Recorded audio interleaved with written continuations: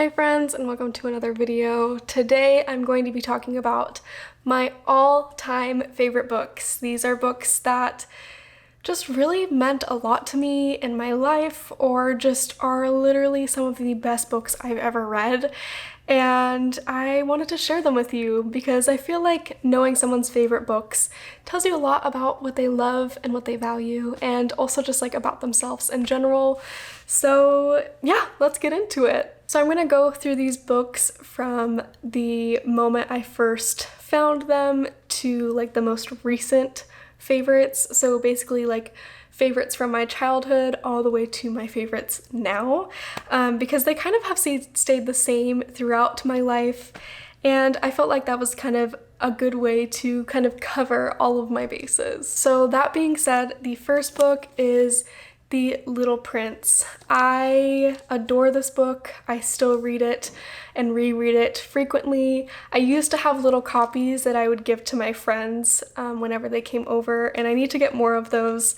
But the copy that I own is the 75th anniversary edition, and it's just my absolute favorite. So if you don't know, The Little Prince is technically a children's book. It follows our little prince as he goes from planet to planet, including Earth, and kind of on his journey he discovers what it means to be lonely, what it means to be greedy, what it means to have friendship, what loss means, what love means, and all of those different things. And it's just absolutely incredible. My absolute favorite part of this book, especially now as an adult, is how it discusses not losing your childlike wonder for the world. And I think that's why this means so much to me now. I loved it as a kid. My grandma used to read it to me, but now it just reminds me that being childlike and having that wonder for the world is okay. Like, you can be an adult and still have that. Actually, I have a necklace that I will wear frequently. I'm not wearing it today, but I should have. That actually really discusses that, and it's this little shape right here. And basically, the grown-ups see it as a hat, when in fact it's a snake that's eaten an elephant, and that's why it's that shape. And so it's kind of just like, just using your imagination, using your wonder, thinking about things that are like more than just what they seem. And I just think it's so important, and this book just perfectly captures it. Also, if you don't feel like reading the book, this is the only time I'd ever say this, but the movie is so good as well. It's on Netflix, and it perfectly captures what this book means to me and what it feels like when you read it. So I highly recommend either reading the book or watching the movie, which is very rare for me. But yeah, this one has been, I think, my favorite for a very, very, very long time. The next book, or books, I should say, are the Percy Jackson books. All of the series, to be honest, with Percy Jackson are incredible, but specifically the first Percy Jackson series and then the Heroes of Olympus series. I adored these books growing up. They were perfect for me. I grew up with the characters, and it just means the absolute world to me. As a little kid who is obsessed with Greek mythology, I kind of picked these up hoping that they were great, and they just turned into so much more. I fell in love with these characters. They were my friends. They got me through thick and thin. It was also the very first time I ever experienced reading a queer character, and it was at the perfect time for a little Michaela who was questioning her own sexuality. It just, everything about these books were so impactful for me. And if you have not heard about the Percy Jackson series, basically it follows Percy Jackson and a group of his friends who are all demigods, which basically means they have a godly parent from the Greek mythology pantheon and an earthly parent, and they have to prevent a lot of giant things that could destroy the world. The first series kind of goes over preventing Kronos from escaping, the Titan that kind of is one of the first few gods in Greek mythology and that pantheon. It's wonderful, it's incredible, and I still reread them to this day. They still mean so much to me, and I'm very, very excited for the new series to come out. I think it's gonna be absolutely amazing. But yeah, these books meant a lot of me. They grew up with me, and I love them to death still. The next book, you will probably be horrified of my copy of this book, but it is All the Bright Places. This book has been completely destroyed. I have like dog-eared pages. I have written in it. I have carried this everywhere. It has water damage. I lost the cover of it, the like dust jacket cover of it. So this book has been through thick and thin, and I adore this book. I used to reread it every single year, so I very much like grew up with it, especially during high school and early college. And this book is not perfect. It's not like the most well-written book in the world, but it meant a lot to me, which is why I would reread it every year. Basically, the book follows two characters, Theodore Finch and Violet, who are two teenagers in Indiana, and Violet is kind of recovering from a survivor's guilt, and Theodore is obsessed with death and also has a lot of mental health challenges within this book as well. And to be honest, the reason I fell in love with this book is because it's about learning how to love life again. It's about learning how to love being human and love the ins and outs of that. And also learning to love just the world outside your door. There's these rules for wandering that are in the book that I still follow to this day, which is a little cringy, but it's okay. I just really adore them. I just really feel like it captured just enjoying life, enjoying being human, enjoying everything about it. And it really reminded me, actually thinking back on it, of a Brittany Broski quote that she said recently, which if you have not heard of Brittany Broski or you don't know who she is, I highly recommend checking her out. She's my favorite YouTuber, TikToker, social media person right now. She's a saint. I love her so much. But she recently said that humanity is the world enjoying itself, and that to me is really what this book captures, and kind of realizing that no, like being human is incredible. It's such a gift to just like enjoy this life, and I just love that.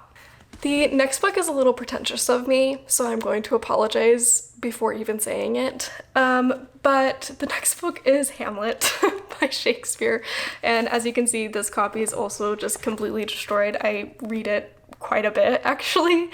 But I first read this in like my senior year of high school, and I continued to read it in college. And it was the first time that I considered getting an English Lit degree because of just my love of Shakespeare after I read this book. If you do not know the plot of Hamlet, basically it follows Hamlet, who gets reached out by his dad, who is a ghost. His dad was murdered by his uncle, and Hamlet has to figure out if he wants to take action or not against his uncle for the supposed murder of his father. And there's lots of existential talks about life and death and what that means and all of the Shakespearean things. You know, sometimes it's a little pretentious, but you know, I fell in love with this story and with this book and what Shakespeare wrote. I also really felt connected with Hamlet in a way because I was also going through a very existential crisis during my senior year. I was having a very hard time, and obviously not to the extent of like deciding whether to kill my uncle or not, but I don't know. There was lots of speeches and soliloquies that I just was like, oh my gosh, yeah, that's kind of what I'm feeling right now. And I don't know, it just made me fall in love with Shakespeare. I've since read almost all of Shakespeare's plays. I am a little bit of a nerd about it, and this is kind of what started that for me. So it's gonna be near and dear to my heart. I'm sorry. The next book is the only nonfiction book on my list, and that is Braiding Sweetgrass. This book came at the perfect time for me. I was having a major faith crisis. I was kind of going through a deconstruction and also just trying to kind of label how I see the world and how I wanted to view the world.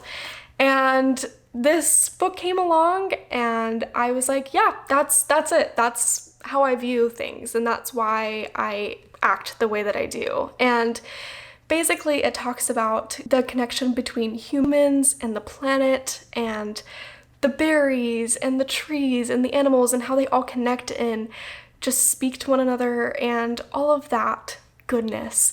It also talks about specifically, which is something I loved about it, the ideas of generosity and reciprocity and just giving back to people. And that's just kind of how I've always really viewed the world. Like, I want to give back. I want to just have this underlying belief that giving back to our world and also others around you is like the most important thing. And so this was just amazing. I also listened to the audiobook version of this when I first read it, and she has the most soothing voice I've ever heard in my life. I love her.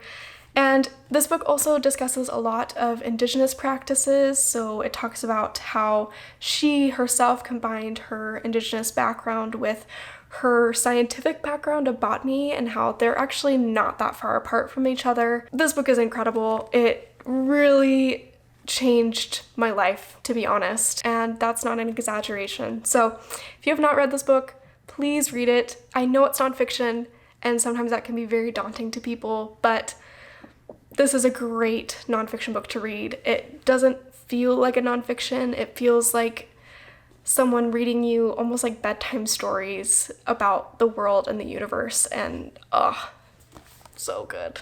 All right, we are now to the last book, and I would have to say this is actually my favorite book of all of them. My favorite book of all time. It is also the most recent book I've read, so yeah, kind of crazy. But, and I'm sure you've heard me talk about this book a million times, but that is A Psalm for the Wild Built. I feel like all of these books kind of led to why I love this book so much.